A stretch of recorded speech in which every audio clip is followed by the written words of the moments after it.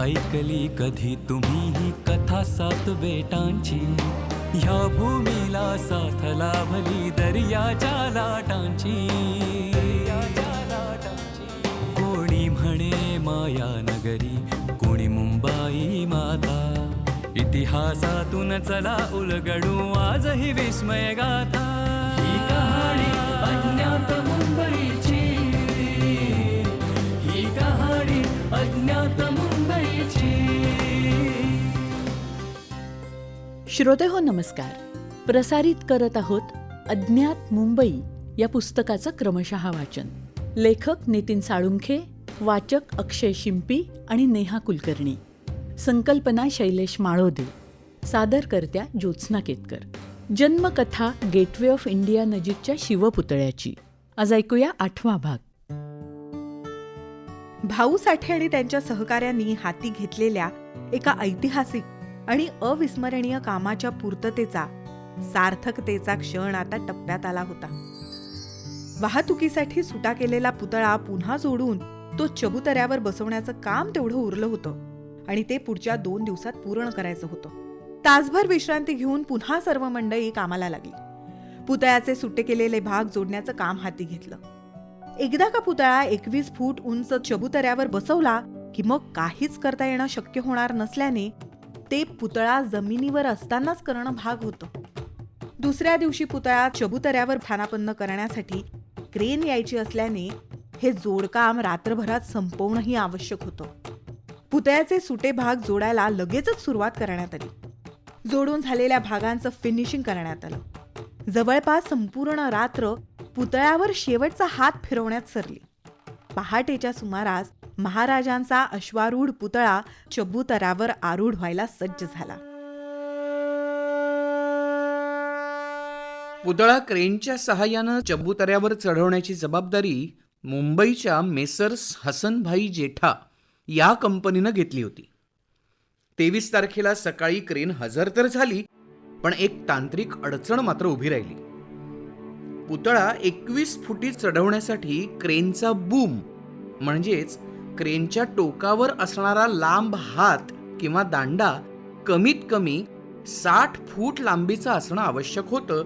पण हसनभाईंनी आणलेल्या क्रेनचा बूम मात्र 20 फुटाचाच होता. आता या अडचणीचं निराकरण करण्यासाठी प्रत्येकी 20 फुटांचे आणखी 2 बूम मागवण्यात आले आणि 3ही बूम एकमेकांना मजबूतीनं जोडले गेले. दरम्यानच्या काळात भाऊ आणि त्यांचे सहकारी डोळ्यात तेल घालून एखादा तपशील तर उरला नाही ना याची पुन्हा पुन्हा खात्री करून घेत होते.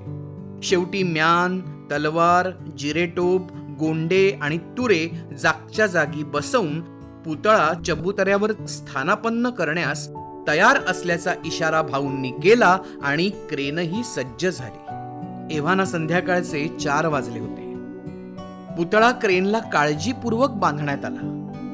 पुतळा उचलण्याचा कार्यक्रम सुरू झाला तेव्हा महाराष्ट्र राज्याचे मंत्री, पुतळा समितीचे सदस्य आणि इतर वरिष्ठ सहकारी या प्रसंगी तिथे जातीनं हजर होते. हा सोहळा पाहण्यासाठी गेटवेवर हजारो माणसं देखील जमली होती. वातावरणात एकच उत्साह दाटला होता. क्रेनला बांधलेला पुतळा प्रथम 2-3 फूट वर उचलून सर्व व्यवस्थित असल्याची खात्री केली गेली. पुतळा समितीचे अध्यक्ष बाळासाहेब देसाई यांच्या हस्ते श्रीफळ वाढवण्यात आलं आणि त्याच क्षणी क्रेनने हळूहळू पुतळा वर उचलायला सुरुवात केली. पुढच्या काही मिनिटातच चबुतऱ्यावर अगोदरच सज्ज होऊन उभ्या असलेल्या मोती आणि त्यांच्या सहकाऱ्यांनी पुतळा चबुतऱ्यावर काळजीपूर्वक ओढून घेतला. पुतळा चबुतऱ्यावर व्यवस्थित बसवला गेला असल्याचा इशारा केला गेला आणि छत्रपती शिवाजी महाराज की जय या घोषणेनं परिसर दणाणून गेला. 23 जानेवारीचा दिवस उजाडला. पुतळ्याला सिमेंट कॉन्क्रीटच्या सहाय्यानं चबुतऱ्यावर मजबूतीने बसवण्याची जबाबदारी घेतलेल्या देवधर बंधूंनी सारी सूत्र आता आपल्या हाती घेतली. मध्यरात्रीपर्यंत पुतळा चबुतऱ्यावर बसवण्यात आला. पुतळा मजबूतीनं चबुतऱ्याशी जोडला गेल्याची खात्री करूनच सर्वजण खाली उतरले.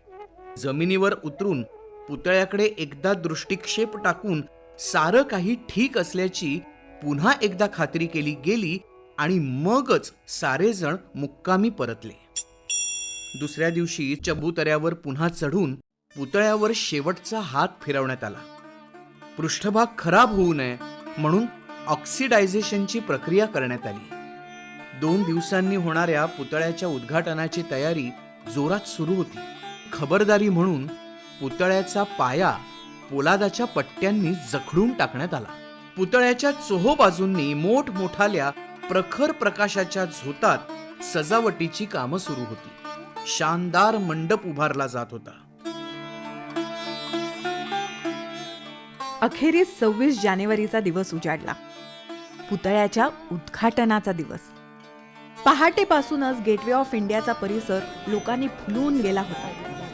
महाराष्ट्र राज्याच्या स्थापनेनंतरचा हा पहिलाच प्रजासत्ताक दिन होता.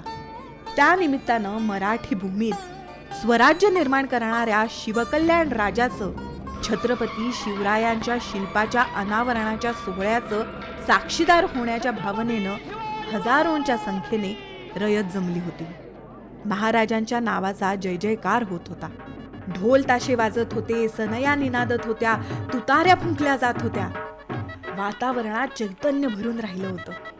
उंच चबुतऱ्यावर कनातीच्या आड विराजमान झालेल्या महाराजांच्या दर्शनाची रयत उत्कंठतेनं वाट पाहत होती. उद्घाटनाची घडी जवळ येऊ लागली. एकेका पाहुण्यांचं आगमन होऊ लागलं.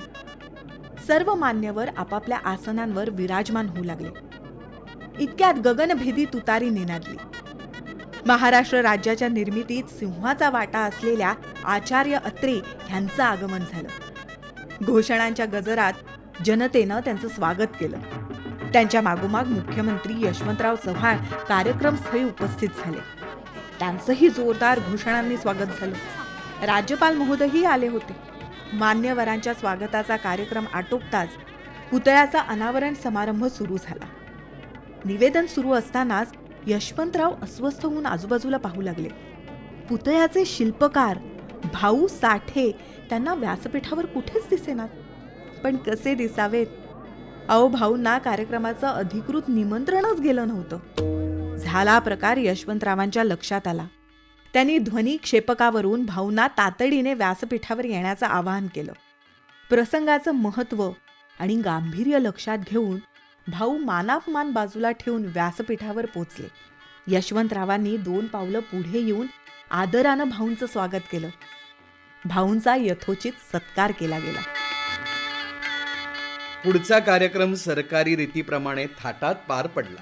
शिंगांच्या, तुतार्यांच्या आणि सनई चौघडांच्या निनादात पुतळ्याचं अनावरण झालं आणि वातावरण छत्रपती शिवाजी महाराज की जय, जय शिवाजी, जय भवानी या घोषणांनी दणाणून गेलं. भाऊ भावनाविवश झाले होते. त्यांच्या डोळ्यात आनंदाश्रू दाटले होते.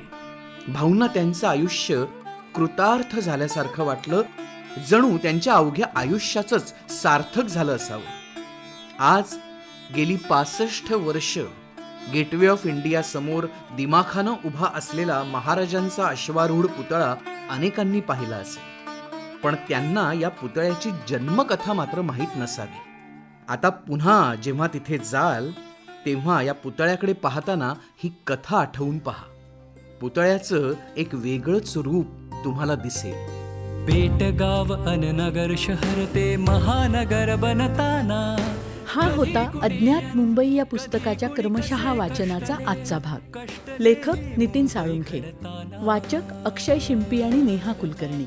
शीर्षक गीत समीर सामंत. शीर्षक गीताचं संगीत सुखदा दापके. गायक मंदार पिलवलकर. ध्वनी प्रभाव परीक्षित भातखंडे. निर्मिती सहाय्य रोहिणी पाटील आणि क्षितिजा सहकारी. संकल्पना शैलेश माळोदे आणि सादरकर्त्या ज्योत्स्ना केतकर. पुन्हा भेटूया उद्याच्या भागात. नमस्कार. मुंबईची ही कहाणी अज्ञात